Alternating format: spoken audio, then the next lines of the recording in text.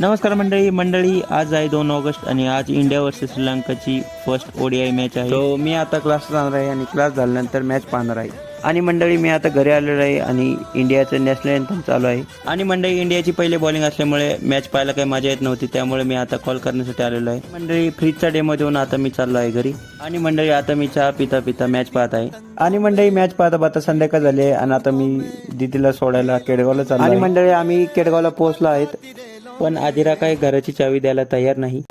समस्या आहे. आणि मंडळी आदिराकडून कशी तरी चावी घेऊन आम्ही दरवाजा उघडला आहे. आणि आता इंडियाची फर्स्ट इनिंग संपलेली आहे. तर काय वाटतं तुम्हाला, इंडिया जिंकेल का? कमेंट्स पण नक्की सांगा. आणि मंडळी केडगाव मधून परत मी आता घरी आलेलो आहे. आणि मंडळी रोहित शर्माची बॅटिंग झाल्यानंतर नंतर लगेच सगळ्यांच्या विकेटी पडल्या.